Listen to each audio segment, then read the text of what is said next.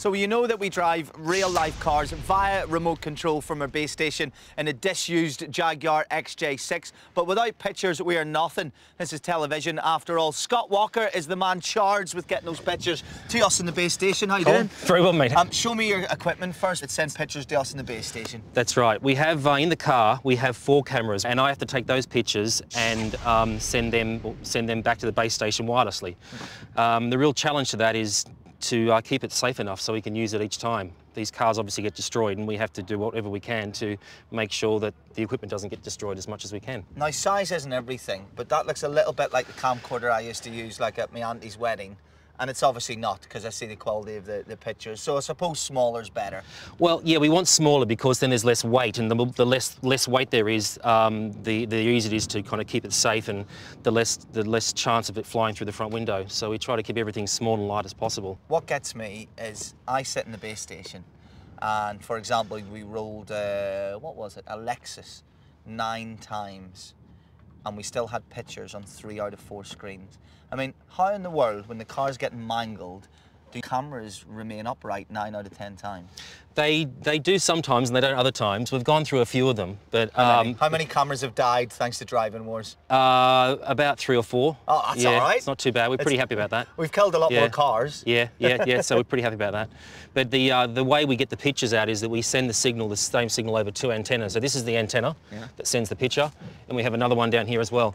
So the idea is we can destroy one antenna, and the system will automatically sense that and then send the signal on the other one. So as long as we don't lose 2 antennas, we can usually get the pictures back. The hardest thing is keeping the kit safe. There's like 50,000 pounds worth of equipment in this car, and we have to somehow make sure that doesn't get wrecked. And come around here and I'll show you. I wouldn't leave that around my neighbourhood, by the way. This is unlocked.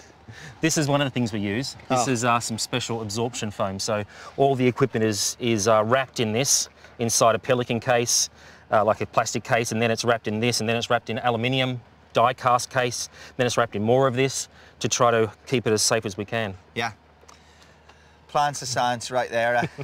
A doormat is what we use on driving wars. Yeah, that works better than all the protection we have to try and keep our cars safe, so good work for you. Well, obviously, this is just the start of the feed. It's got to get all the way to the base station, so come and show me that side of it. So, off the antennas, we then send it wirelessly over to the crane, the cherry picker up here. I have a guy called Brendan sits up there, and his job is to track the car as it goes around, and so he follows the car with the antennas and tries to get the strongest signal as we can. I should probably explain, Brendan is Scott's assistant. We hear little of him.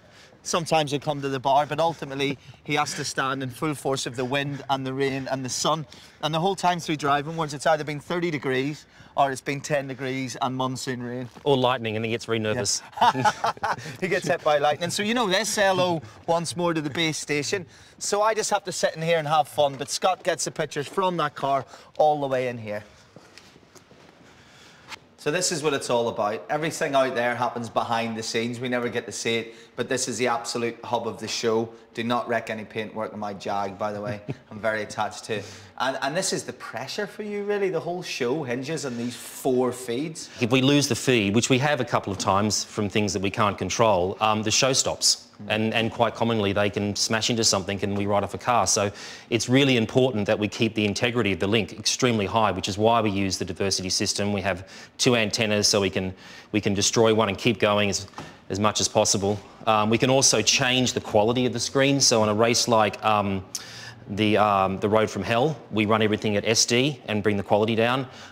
In this particular stunt we do now, which is the wrecking yard, we do a combination of high definition and SD depending on how much signal quality we have, if it's dry or it's wet, so we can adjust the parameters a lot. And is there a race? Because in between challenges, we've got to get the remote control car ready with Dr. James Bryden and the team.